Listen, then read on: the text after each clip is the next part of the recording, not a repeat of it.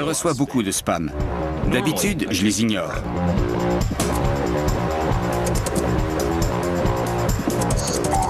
Mais certains disent qu'ils sont en train de détruire Internet. Spam traffic is growing at a geometric rate. Les crimes reliés à Internet ne vont cesser d'augmenter dans l'avenir. Les gens se font voler des milliers de dollars de leurs comptes bancaires. Habituellement, j'ignore aussi ces gens. Les gens n'ont pas compris la gravité des problèmes que ce type d'intrusion est en train de causer. Et si je cessais de les ignorer? Les pourriels me promettent richesse, muscles, intelligence, cheveux et bonheur. Si je leur réponds, ma vie sera-t-elle meilleure? Où est-ce que je vais détruire Internet?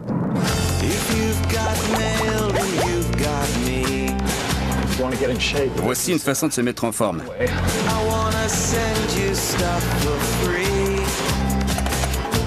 En voici une autre. A friendly face inside the headlines of your inbox. Don't shoot the messenger. I only wanna be a friend. 1,000 things I'd love to send. So open up your heart and press reply. I am spam. Shorter, faster, longer, better. Au cas où vous ne l'auriez pas encore deviné, j'ai commencé à répondre aux pourriels. J'achète divers produits pour vérifier s'ils vont me rendre aussi heureux que le dit leur publicité. Hey, I recognize that book. Et au cours de cette enquête, je vais tout savoir sur les pourriels. La définition la plus simple du spam ou pourriel, c'est un message non sollicité envoyé massivement. Si vous me demandez de vous l'envoyer, ce n'est pas un pourriel. Mais si je vous l'envoie de mon propre chef, c'en est un, et c'est mal. Il y a beaucoup plus de pourriels que de courriels. Mais d'où vient ce spam et pourquoi lui a-t-on donné ce nom? Pour le savoir, je dois d'abord me rendre à Austin, au Minnesota. On l'appelle l'État aux 1000 lacs. C'est aussi le lieu de naissance du spam. En fait, à Austin, même les rues sont pavées de spam. Vous êtes dans la ville du spam, Austin, au Minnesota. On l'appelle comme ça parce que la compagnie Hormel Foods a été fondée ici. Et c'est ici que se trouve le musée de renommée internationale du spam. Le spam a été inventé en 1937. Le nom vient de spiced ham, jambon épicé. Mais comment le mot en est-il venu à désigner un pourriel? Je crois que l'origine de ce mot remonte au Monty Python, dans un de leurs sketchs.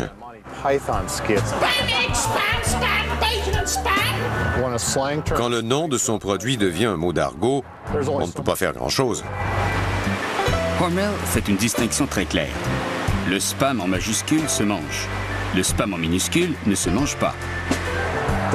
Tout ce que nous cherchons à faire, tout en respectant notre ligne de conduite, c'est nous assurer que les gens comprennent bien la différence entre les deux. Même si les expéditeurs de pourriels se foutent pas mal de la grammaire et de l'orthographe. Austin est une bien jolie ville à visiter. Mais honnêtement, je cherche plutôt l'autre spam.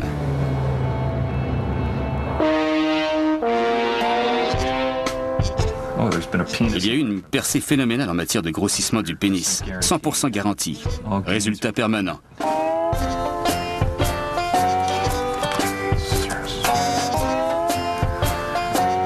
Attendons. J'ai un peu de temps à tuer. Heureusement, le motel a Internet.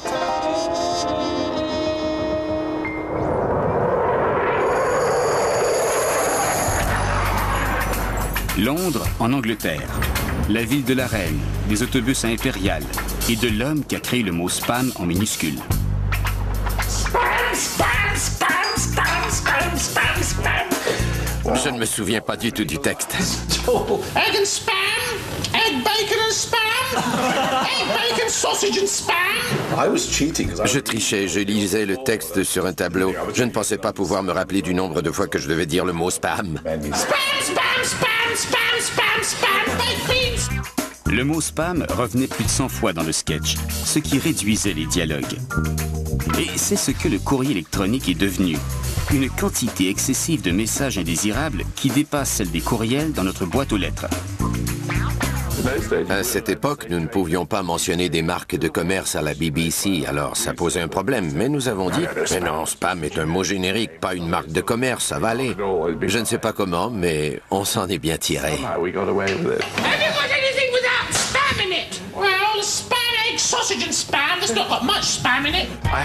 Je dois avouer que je n'ai pas remangé de spam depuis mes années d'écolier. Je me suis passé de spam pendant 40 ans. Je m'en passerai bien aussi dans ma boîte aux lettres. Je reçois toutes sortes d'offres de certificats d'action et des trucs du genre. Ironiquement, Terry est devenu une victime de l'épidémie qu'il a baptisée. On me parle de princesse africaine, de personnes comme ça. Ça semble bon. Internet est un truc fascinant et je serais prêt à en tolérer quelques-uns si je peux aussi profiter de la liberté qu'il me procure. Don't make a fuss, dear. I'll have your spam. I love it. Qui répond à ces pourriels? Est-ce qu'il y a des clients? Il y a sûrement des gens qui achètent ces produits, parce que les expéditeurs de pourriels sont là pour faire de l'argent. Envoyer un courriel ne coûte rien. Alors c'est à la portée de tout le monde. On peut envoyer 1 million de pourriels et si on décroche un seul poisson, la vente est assurée. L'idée, c'est que c'est une autre personne qui paye. Si j'envoie 1 million de messages, c'est le destinataire qui absorbe la majeure partie des coûts. Si ça me coûte 1 centième de cent pour envoyer un message, celui qui le reçoit devra payer 1 cent. Ce n'est pas une publicité, c'est un parasite. Mais les parasites existent depuis longtemps. Il y a 100 ans, il y a eu des problèmes d'ingérence avec les télégrammes. Depuis, les fax nous ont apporté des messages indésirables, le téléphone, le télémarketing et la vente à domicile, les vendeurs d'encyclopédies. Beaucoup ont essayé de mettre un terme au pourriel, notamment Bill Gates, qui a prévu leur belle mort pour 2006. Malheureusement pour Bill et pour nous, les pourriels sévissent encore. Si nous ne faisons rien, nous allons avoir de graves problèmes. Entre 80 et 90 % de notre courrier consiste en pourriel. Si nous passons de 90 à 95 %, ça signifie que le nombre a doublé. De 95 à 98 %, il a plus que doublé. Chaque pourriel envoyé oblige les destinataires à doubler leur équipement, leur personnel et le prix qu'ils paient pour recevoir une quantité relativement constante de courriels. Les pourriels rendent le courrier électronique beaucoup moins abordable pour les fournisseurs. America Online est l'un de ses fournisseurs Internet et figure parmi les plus importants sur la planète. Son réseau de sécurité se trouve dans ce bunker secret. Nous allons vous conduire en arrière, à notre centre d'opération. Nous faisons une surveillance constante du réseau AOL et d'Internet. Nous combattons aussi les pourriels et nous surveillons le système de courriel. Tout est fait ici. Le centre d'opération du réseau AOL a été conçu sur le modèle d'une salle de contrôle de la NASA. C'est ici que les pourriels meurent. Présentement, nous bloquons environ 2 milliards de pourriels par jour et nous livrons à peu près 400 millions de courriels. Les fraudeurs essaient de pénétrer dans le système de défense d'AOL en consultant des dictionnaires. Ils se servent de différents noms d'utilisateurs et envoient leurs messages. S'il ne leur est pas retourné, cela signifie que l'adresse existe et qu'ils peuvent l'ajouter sur leur liste d'envoi. Si AOL détecte ce genre de trafic sur son réseau, il peut mettre fin à la connexion et déjouer les fautifs. Si nous faisions suivre tous les messages qui nous arrivent, chacun de nos internautes recevrait entre 25 et 80 messages de plus par jour qu'ils devraient lire, mais ce n'est que de la camelote. De façon générale, la majorité des pourriels que nous gérons concernent le domaine du grossissement. Pendant le tournage de ce documentaire, j'ai souvent consulté ma boîte aux lettres. En 4 mois, j'ai reçu environ 6500 pourriels. 39 % de ces messages me proposaient le grossissement de mon organe.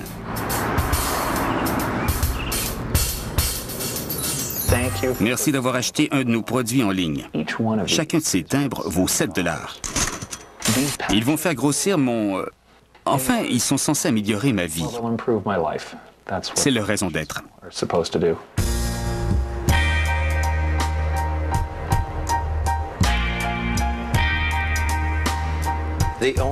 La seule façon d'allonger un pénis, c'est d'utiliser des poids et de la traction. Mais l'utilisation prolongée de poids et de traction peut endommager les fonctions érectiles.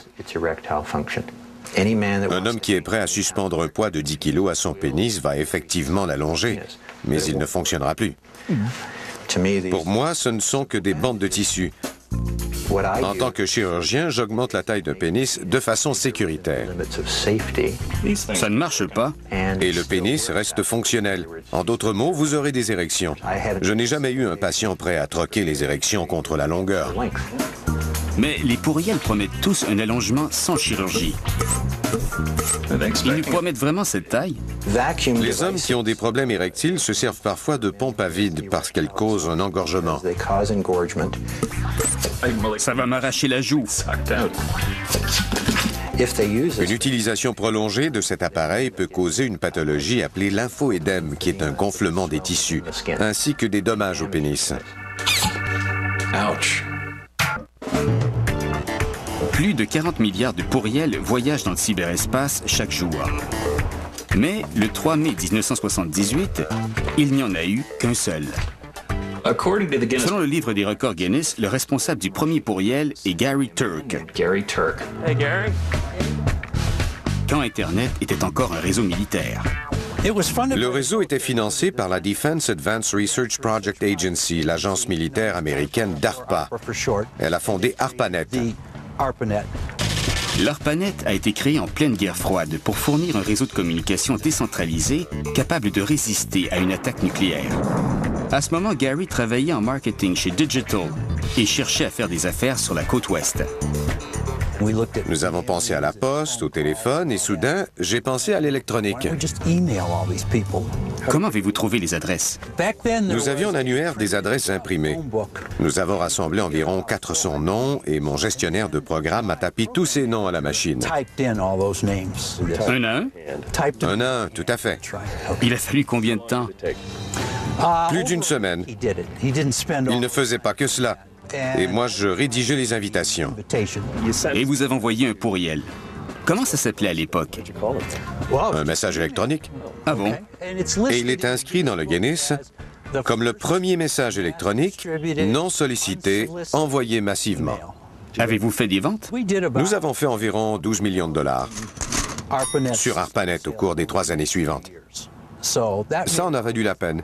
Le vendredi de cette même semaine, mon patron a reçu un appel. C'était un commandant de Washington et il lui a passé un savon pour ce que j'avais fait. Il lui a fait promettre que je ne recommencerai plus jamais. D'accord. Alors, je n'ai jamais renvoyé de message en masse sur ARPANET. Gary a peut-être été réprimandé par le Pentagone, mais il mérite quand même une récompense en tant que père du spam. Could we get this one engraved right away? You can. Let me get our grading specialist. It's Halloween. I forgot what I was going to say. And what would you like it to say? I'd like it to say Gary Turk, father of spam. Spam should be in all lowercase.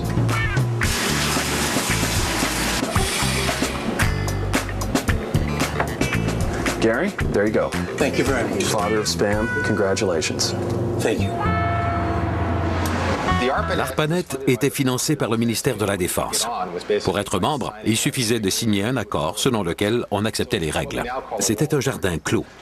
Toutefois, Internet est conçu de manière à ce qu'il ne puisse pas être contrôlé par une seule personne.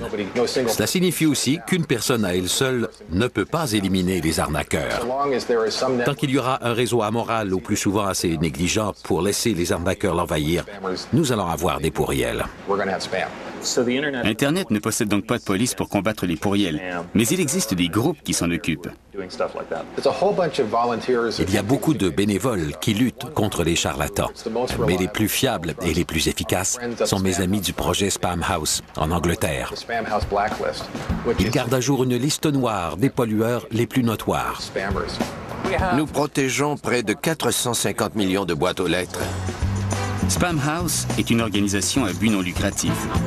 Elle a été fondée en 1998 dans une maison flottante sur la Tamise. Ses membres conservent une liste noire de domaines Internet utilisés par les fraudeurs. Les fournisseurs Internet peuvent se servir de cette liste pour bloquer tous les messages reliés à ces domaines, empêchant les pirates d'atteindre leurs victimes. Spamhaus est si efficace que les escrocs lui envoient régulièrement des menaces de mort et des cyberattaques.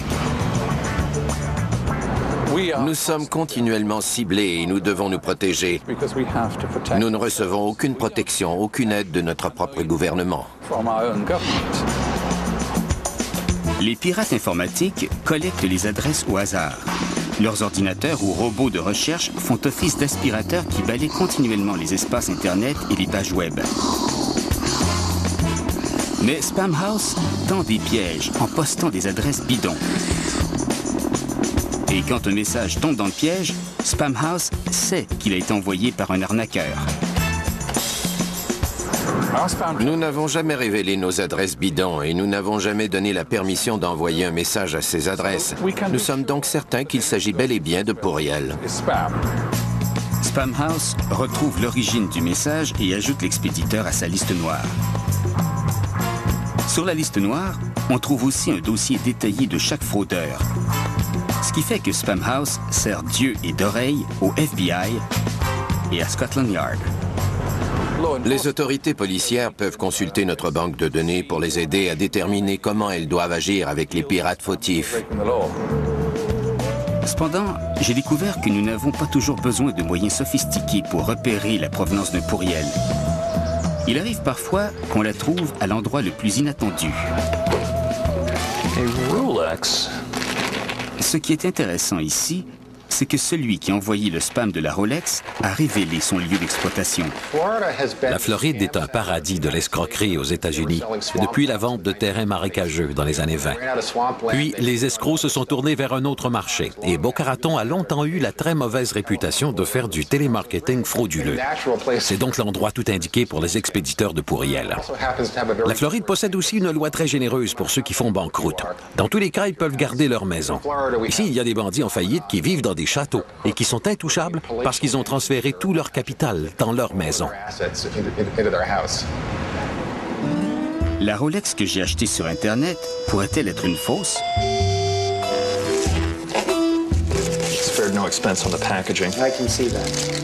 Et si elle est authentique, elle vaut environ 30 000 $. Si c'est une vraie, elle sera parfaite.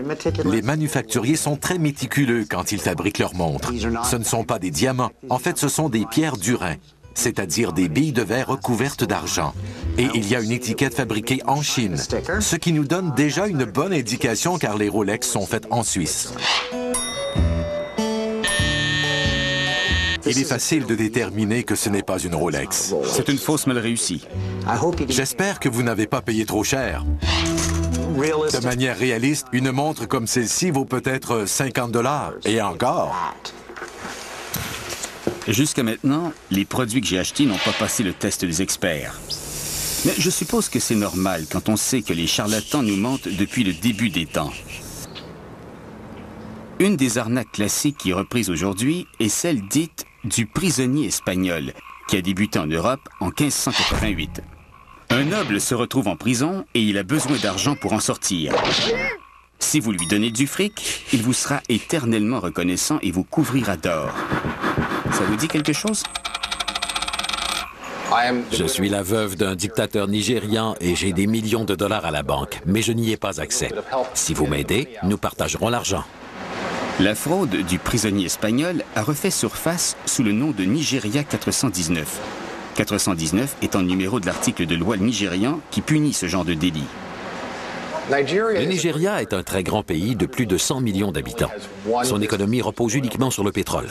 Son bagage colonial britannique aidant, pratiquement tous les Nigérians parlent anglais et ils ont développé un système de fraude très lucratif. Une enquête effectuée en 2005 a conduit à 300 arrestations et au démantèlement d'un réseau de fraude établi en Espagne. Ironiquement, ces fraudeurs sont devenus à leur tour des prisonniers espagnols. Nous sommes témoins de fraude financière au Nigeria et nous en verrons d'autres ailleurs. Les gens sont prêts à tout pour devenir minces et irrésistibles.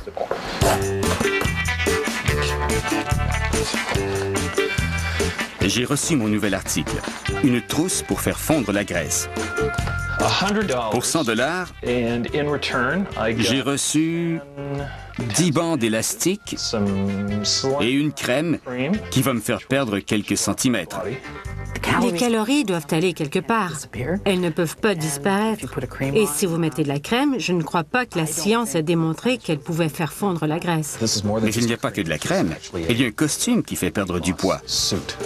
La diététicienne Rosie Schwartz doute de l'efficacité de mon nouvel achat. 105 kilos. Voyons ici, 109. 109 cm de poitrine. Tour de taille? 109. 109 de poitrine et de tour de taille. C'est ce qu'on appelle une planche à laver, non?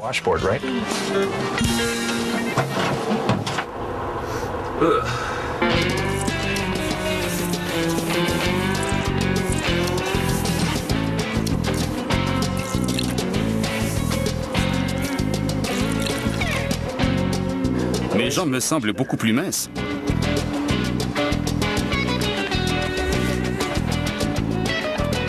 Vous devez envelopper votre tête? Est-ce que c'est une région habituellement adipeuse? Me voici bien enveloppé. J'ai mis toutes les bandes élastiques qu'ils m'ont fournies. Je dois maintenant rester comme ça pendant 60 minutes. On verra bien. Mon Dieu, vous venez de lancer toute une mode. Je dois bien le dire.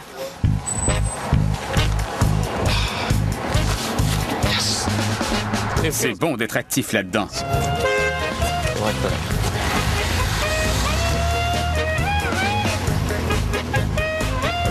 Ça fait maintenant 1 heure. C'est le moment du grand dévoilement.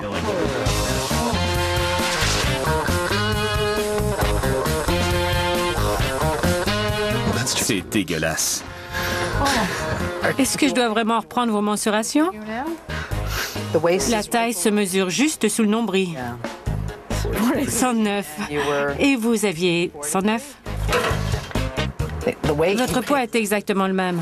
Je crois savoir ce qui s'est allégé. Quoi? Votre portefeuille, il est plus léger. Jusqu'à présent, les pourriels semblent se résumer à un supermarché virtuel de cochonneries. Existe-t-il des lois pour arrêter ces escrocs d'envoyer des publicités inutiles? Ou Internet n'est-il qu'un pays sans foi ni loi? Beaucoup de vendeurs offrent des trucs inutiles sur Internet, mais il y en a un qui est intègre. Nous sommes à New York. Nous voulons parler à... En fait, nous voulons parler à Jason Vale, mais comme il est en prison, nous allons rencontrer sa mère. Hi Dave, come on in. Jason Vale a survécu au cancer, puis est devenu champion mondial de tir au poignet. Il croyait qu'il avait combattu le cancer en mangeant des amandes d'abricot qui contiennent du latril. Jason était déterminé à faire connaître le latril parce que c'est ça qui l'a guéri, qui a arrêté la croissance de sa tumeur. Mais Jason a utilisé Internet. J'ai reçu des centaines de témoignages. Les gens disent « Ma tumeur a rapetissé ». Même leurs animaux, leurs chiens et leurs gerbilles. Et vous devriez lire leurs histoires. Leur chien rapetissé? Pas leurs chiens, la tumeur de leurs chiens. Ah, je trouvais ça bizarre. AOL a poursuivi Jason pour pratiques frauduleuses, mais il est en prison parce que la FDA l'a accusé d'avoir affirmé que le latril était un médicament contre le cancer. Nous voici à Brooklyn, devant le centre de détention Metropolitan. Mais nous n'irons pas plus loin que cela. L'accusation est outrage au tribunal parce qu'il n'a pas respecté l'ordre de la cour de ne pas vendre d'amandes d'abricot. Cher Dave, il y a environ 25 ans, mes amis et moi écrivions sur le pavé avec des craies. Tous les enfants du quartier sont venus protester. Eh bien, une demi-heure plus tard, la rue était remplie d'enfants heureux qui s'amusaient avec des craies. Les mêmes qui avaient vivement protesté.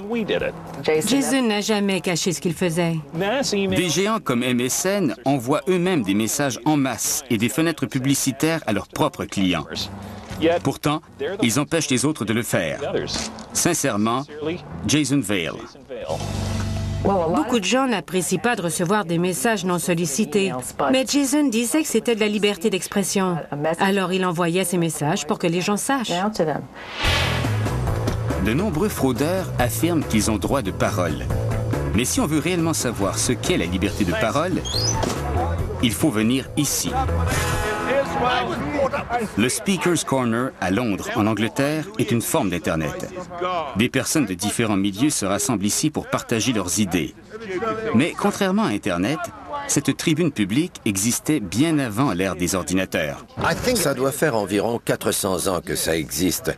Mais avant, au XIVe siècle, c'était la place des exécutions publiques.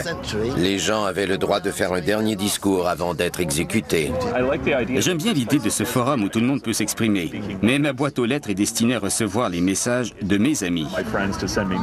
On choisit de venir au Speaker's Corner. On choisit de rester ou de partir. C'est le choix de chaque personne. Quand j'ouvre mon ordinateur, je ne choisis pas les ordures qui me sont envoyées. C'est ça la différence. Mais comment faire cesser ces envois? Le gouvernement américain a commencé à s'intéresser aux pourriels en 2003. Résultat, la Commission fédérale chargée de veiller au respect de la concurrence sur le marché a tenu des audiences. Et des sénateurs se sont prononcés en faveur de la lutte contre les pourriels. What was a simple annoyance last year has become a major concern this year and could cripple one of the greatest inventions of the 20th century next year. On y a entendu des bons gars et des personnages douteux. I've been in the email marketing business about 7 years. I originally got in.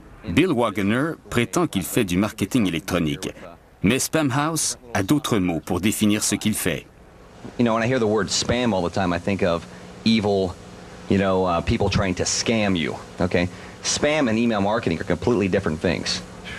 Selon Bill, les gens comprennent mal son champ d'activité. Il a donc accepté de me donner sa version des choses. En d'autres mots, je vais rencontrer un soi-disant maître du pourriel. Spamhaus prétend qu'au sommet de sa gloire, Bill envoyait 16 millions de pourriels par jour à partir de son bureau principal, ici. Las Vegas est une ville qui consomme probablement plus d'électricité que le réseau Internet en entier. Mais on y retrouve sensiblement les mêmes produits. Un camion plein de stripteaseuses. À Las Vegas, on nous vend du rêve. Je ne pouvais donc pas trouver un meilleur endroit pour rencontrer un voleur. Mais maintenant que je suis ici, mon invité semble moins enclin à me rencontrer. They gave you a couple of calls this morning. I don't know if you're up yet. It's about 1:30. Booked this interview. J'ai pris ce rendez-vous il y a plusieurs semaines, mais mon interlocuteur ne me rappelle pas. Phone calls. William Wagoner, there. I'm in the phone book, Las Vegas, Nevada. I'm not hiding from anybody. L'annuaire téléphonique ne m'est d'aucune aide, mais nous avons eu son numéro de téléphone cellulaire. I'll speak to you soon. I've left a couple messages before. Hopefully you're getting these. Thanks, Bill. Now, spammers are people that are hide from people. It's ringing. And voicemail. We're hoping to connect for the interview. If you can give me a buzz, that'd be great. Well, there are people who live out here at least. Bill Wagner, where are you? Now, spammers are people that are hide from people. I'm not hiding from anybody. What are you afraid of? Sorry. Désolé, mon avocat me conseille de ne pas me présenter. Bon séjour à Vegas. Voilà qui montre que ceux qui envoient des pourriels tiennent à l'anonymat. Et j'ai pris un coup de soleil sur la tête pour rien. Je n'ai reçu aucun article de valeur de ces pourriels. Je commence à douter de la sécurité du commerce électronique. Yeah, I'd like the credit limit on my card reduced because I made some online purchases. Yeah, I was buying something for my friend. Pourquoi ne veulent-ils pas se montrer? C'est surtout parce que ce qu'ils font est illégal et tout le monde déteste ça. Si vous êtes le gars que tout le monde déteste, vous ne voudrez pas vous montrer. Alors, comment les experts arrivent-ils à les trouver? Je mène des enquêtes pour AOL et pour les grands fournisseurs Internet. Je cherche principalement à identifier les arnaqueurs. Je commence par analyser tous les messages que je reçois, puis je cherche des empreintes digitales, si je puis dire, des éléments caractéristiques communs aux messages. Ensuite, j'utilise ce modus operandi pour établir avec précision qui sont les gros joueurs qui valent la peine qu'on s'y arrête. Je connais les empreintes des doigts, mais les empreintes d'un message électronique? Comme pour tous les genres de crimes, toute preuve matérielle peut servir à identifier le coupable et dans ce cas-ci, c'est souvent une donnée informatique, comme une adresse IP, une adresse électronique, un domaine, le nom de l'expéditeur. Il s'agit aussi parfois de fautes d'orthographe idiosyncrasiques. Par exemple, il n'y a que tant de façons d'écrire le mot « pénis ». Ce ne sont donc pas toujours des erreurs d'orthographe. Les pollueurs du net font délibérément des fautes pour éviter les filtres, mais c'est ce qui peut également les trahir. Il arrive qu'un escroc procède toujours de la même façon. Et alors, on peut s'attarder à une empreinte digitale précise. Le nom de l'expéditeur n'est pas d'un grand secours parce que les ramifications des pourriels sont nombreuses. On a souvent l'impression que les messages viennent de partout. C'est plus facile et plus efficace de se concentrer sur le produit que les escrocs cherchent à vendre et sur ce qu'ils attendent de nous. C'est comme avec les kidnappeurs. Si le kidnappeur dit que vous pouvez récupérer l'enfant en vous rendant sous le chêne dans le parc à midi, vous vous rendez sous le chêne dans le parc à midi et vous attendez pour voir le ravisseur. Je suis donc allé sous un chêne. La théorie de John est une bonne théorie. Et c'est exactement celle que l'État de la Pennsylvanie a adoptée pour arrêter certains escrocs informatiques.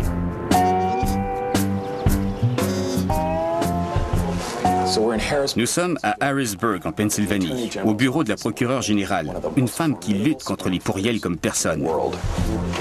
Quand Catherine Silcox a découvert un site qui vendait des diplômes universitaires illégaux, elle a décidé de donner une leçon aux fraudeurs.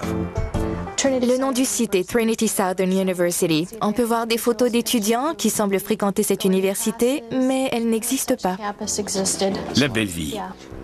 Les auteurs du site ne se limitent pas à envoyer des pourriels. Ils font croire aux destinataires que le message vient du Sénat de la Pennsylvanie. Si on pense que le message vient du Sénat, on n'a aucune crainte à le lire et à consulter la publicité du site Web. C'est une preuve de mauvaise foi. Catherine a senti l'arnaque et a immédiatement recruté un agent secret, un candidat pour acheter un diplôme. This is Colby. Nous avons inventé un CV pour Colby. Colby ne se qualifiait pas pour avoir un diplôme. Colby n'est même jamais allé à l'école.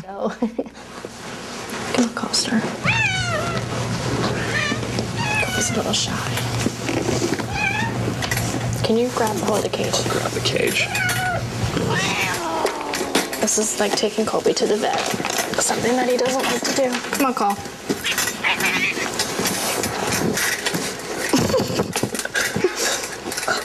Come on, Cole. Come on, sweetie. Nous avons demandé un bac en comptabilité. On lui a remis un diplôme de maîtrise en administration des affaires. Who's a smart cat? Were you happy to receive your MBA?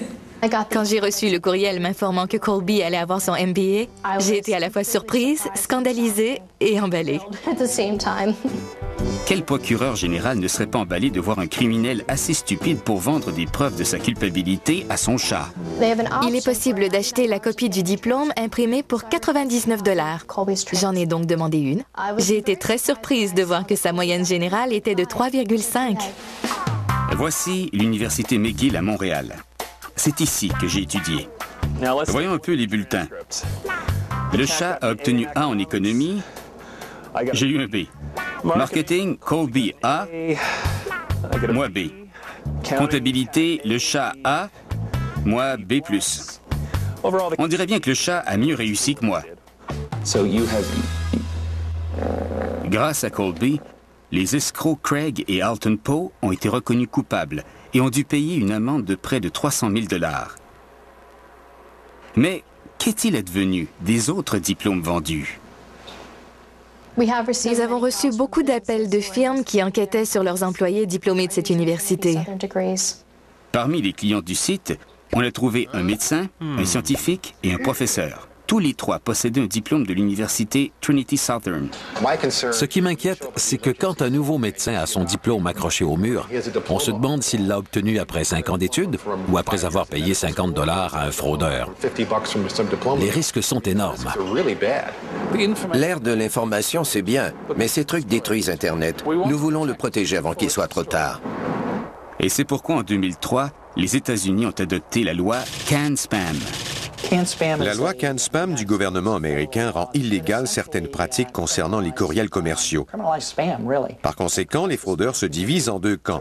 Ceux qui décident de mettre fin à leurs pratiques et ceux qui décident de devenir des criminels d'Internet. Un peu comme des voleurs de banque qui décideraient de porter un masque chaque fois qu'ils entrent dans une banque parce qu'ils sont conscients qu'ils enfreignent la loi. I really don't understand what is going on because I think that they took the wrong person. The internet is very big and I really don't know what happened. I didn't do anything wrong. Je crois que les arnaqueurs informatiques professionnels sont plus créatifs, si je puis dire. Un arnaqueur professionnel est prêt à tout pour faire de l'argent. Par conséquent, il doit être de plus en plus rusé dans le choix de ses victimes et dans sa façon de faire. La loi américaine visant à combattre les pourriels a permis de faire l'arrestation d'un pollueur notoire, Jeremy Jaynes. And here's the spam quarters. Jeremy in his little office. Il envoyait 3 premiers messages. En voici un. Il vous offre, en principe, des actions d'une valeur de moins $1 dans lesquelles investir pour vous faire gagner de l'argent. Cette vieille technique de fraude boursière, du pump and dump, s'appelle aujourd'hui spam boursier. Le sélecteur d'actions achète un lot de titres à, disons, 3 cents chacun. Ensuite, il envoie des messages disant que ce titre est une très bonne affaire et alors il grimpe à 23 cents. Par la suite, il vend les titres à ses poissons qui tentent de se les vendre entre eux et il retombe à 3 cents. C'est une fraude classique qui remonte au 19e siècle. Voici une liste des adresses qu'il a fournies quand il a inscrit les domaines. Sa firme s'appelait Manor Ops et l'adresse du lieu d'affaires était le 6458 Creedmoor Road. Mais à cette adresse, on trouve un arbre. Voici une autre adresse. Là, on peut voir que les affaires ont progressé. D'un arbre, ils sont passés à une forêt. Cette fois-ci, ils ont été capables d'acheter un bien personnel, une voiture abandonnée. Les autorités ont retrouvé Jaynes dans ce condo. On a saisi des ordinateurs et des routeurs, un grand nombre de CD et de DVD qui contenaient des adresses électroniques ainsi que d'autres preuves matérielles. Ces notes manuscrites personnelles ont été récupérées dans une poubelle qui semblait contenir des documents reliés aux différentes étapes qu'un escroc doit maîtriser pour réussir. On a retrouvé dans un des ordinateurs le texte intégral d'un courriel qui ressemblait au véritable pourriel. On voit clairement le lien entre le texte que la victime a reçu et celui qu'on a découvert dans l'ordinateur de l'accusé. Jaynes a été reconnu coupable et condamné à 9 ans de prison. Au cours des 2 ou 3 dernières années, nous avons constaté une baisse substantielle de fraude. Et selon moi, c'est grâce aux efforts que les autorités fournissent. S'il est plus difficile qu'auparavant de frauder sur Internet aux États-Unis, d'où viennent tous ces messages? Il y a une énorme quantité de pourriels qui proviennent de la Russie, de l'Ukraine, de la Roumanie. Il en vient aussi d'autres pays où le gouvernement n'a pas les moyens technologiques suffisants ou ne peut tout simplement pas réglementer cet environnement complexe. Croyez-le ou non, il existe un paradis pour les pirates informatiques qui se trouve beaucoup plus proche des États-Unis. Le Canada a des lois qui punissent les fraudes, l'obscénité et la violation de la vie privée. Mais il n'y a pas de loi contre les pourriels. Beaucoup de pays prennent des moyens musclés pour lutter contre les fraudeurs du net. Les fraudeurs cherchent un endroit propice à leur opération, c'est-à-dire un pays où les connexions Internet existent et où les lois anti-pourriels sont souples. Le Canada possède les réseaux électroniques nécessaires et sans loi rigoureuse, il risque de devenir un véritable paradis du pourriel. Le gouvernement prend-il la bonne direction? Le gouvernement a créé un groupe de travail pour étudier le problème. Nous en sommes venus à la conclusion qu'il fallait agir plus concrètement pour contrer les pourriels et nous avons recommandé que le Canada adopte une loi spécifiquement contre les pourriels. Malheureusement, il y a eu une élection entre-temps et nous ne sommes pas sûrs que le gouvernement suive nos recommandations. Internet a très certainement fait de la planète un monde plus petit. Auparavant, les criminels devaient se présenter à notre porte pour nous voler. Maintenant, ils n'ont qu'à accéder à notre ordinateur. Neil Schwartzman est un Canadien chasseur de pourriels. Aujourd'hui, le phishing ou filoutage est en pleine croissance. Chaque fois que vous recevez un courriel qui semble provenir de votre banque ou de la banque d'une autre personne, c'est un filoutage. L'escroc prétend être un employé de votre banque et vous invite à vous rendre sur son site, qui ressemble à celui de votre banque, pour que vous confirmiez votre mot de passe. Si vous dévoilez votre NIP et votre numéro de carte bancaire, vous êtes responsable du montant total qui pourrait être retiré de votre compte. Jusqu'à maintenant, les banques ont été assez généreuses pour couvrir toutes les pertes, sans doute dans leur propre intérêt. Elles ne veulent pas ébruiter le fait que des gens se font voler des milliers de dollars de leur compte bancaire. Ce qui fait vraiment peur, c'est qu'il existe des sites où l'on peut se procurer une trousse de filoutage pour 200 $. Ici, on voit une banque appelée SunTrust. On pourrait usurper l'identité de PayPal ou de eBay. En gros, on trouve ici tout le matériel dont on a besoin. Une liste d'adresses courriel et une liste de symboles pour envoyer nos courriels. Et on encaisse l'argent par la suite. À moins qu'il y ait une collaboration entre les pays pour criminaliser les pourriels, Internet va demeurer un lieu où tout est permis. Internet s'est développé très vite, un peu comme les villes dans l'Ouest. Imaginez qu'on construit une ville en une nuit, mais qu'on n'a pas mis de serrure aux portes des maisons. Un des problèmes actuels de l'ère informatique, c'est que les gens n'ont pas compris la gravité des problèmes que ce type d'intrusion est en train de causer. Comment mettre fin à ce fléau? J'aime bien appeler les pourriels la marijuana d'Internet. C'est souvent le premier crime que les gens commettent sur Internet avant de s'adonner à des pratiques plus importantes et plus nuisibles. Les autorités commencent à comprendre qu'en s'efforçant à éliminer les courriels frauduleux, elles contribueront aussi à stopper d'autres types de crimes commis sur Internet. Alors ce qu'il nous faut, c'est un shérif qui va mettre de l'ordre sur Internet. We need to make sure that people who are doing these illegal actions, they are brought to account. At the same time, we need to make it dramatically more difficult for these people. Parce que présentement, les pollueurs peuvent nous jouer de vilains tours. Ils peuvent fouiller dans notre ordinateur et envoyer des pourriels par le biais de notre boîte aux lettres à notre insu. Mais comment arrive-t-il à faire ça? L'Université de Calgary offre un cours de lutte aux pourriels. Voici le professeur John Aycock. Disons que vous êtes ici, et ici, c'est le méchant fraudeur. Si le fraudeur vous envoie un message directement, le message passe par Internet puis à votre ordinateur. C'est très facile de connaître l'expéditeur parce qu'on n'a qu'à regarder qui s'est connecté à vous. Mais l'ordinateur de grand-maman, qui est ici, peut contenir un verre. Au lieu d'envoyer le message directement à vous, il passe par l'ordinateur de grand-maman. Et tout à coup, tout votre courrier semble venir de la machine de grand-maman. Qui est devenu un zombie. Un zombie est un ordinateur contrôlé à l'insu de son utilisateur par un pirate informatique. Il y a diverses façons de procéder. La plus vieille consistait à envoyer un virus par courriel. Le message était mignon, alors on l'ouvrait et voilà, l'ordinateur était infecté. Aujourd'hui, toutefois, le logiciel peut simplement aller d'un ordinateur à un autre. Il s'agit de vers. On peut avoir des armées de zombies, appelés aussi robots du net à cause de la façon de les contrôler. Comment on reconnaît un zombie? Si votre ordinateur se comporte bizarrement et ralentit, vous travaillez probablement avec un logiciel que vous n'avez pas installé vous-même. On peut les arrêter? Bill Gates devrait répondre à cette question parce que la raison première de l'existence de tous ces zombies, c'est que tout le monde travaille sur Windows. Et Windows est très facile à corrompre. Donc Bill combat les pourriels alors que Windows leur ouvre la porte. We need to make it dramatically more difficult for these people. C'est peut-être pour cela que Microsoft a refusé de m'accorder une entrevue. Il y a des millions et des millions d'ordinateurs sur les réseaux partout dans le monde qui peuvent être contrôlés par des pirates en une fraction de seconde. Nous sommes chanceux que leur pire arme soit les pourriels, parce qu'il y a des possibilités absolument terrifiantes. Ils peuvent facilement, à l'aide d'une armée de zombies, anéantir un réseau complet. Une armée de zombies peut envoyer des millions de pourriels à des millions d'utilisateurs. Ces mêmes zombies pourraient aussi se mettre ensemble et diriger les messages à un seul utilisateur, le bombardant de données jusqu'à ce que sa machine soit débordée et arrête de fonctionner.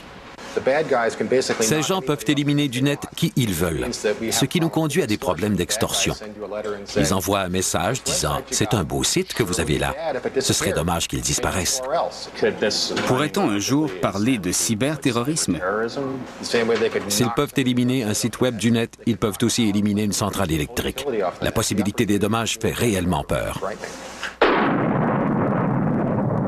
On dirait bien que les pourriels ne sont que la pointe de l'iceberg et l'avenir paraît sombre. Pouvons-nous faire quelque chose? Les pourriels sont un problème social, pas un problème technique.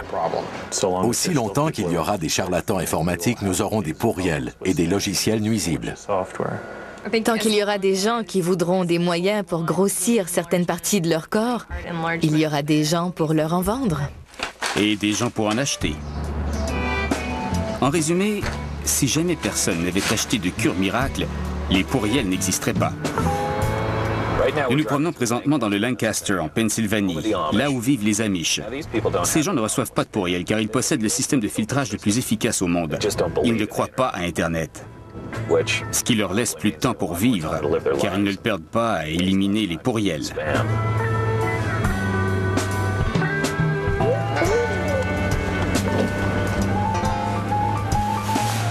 Finalement, un monde sans pourriels, c'est plutôt sympathique.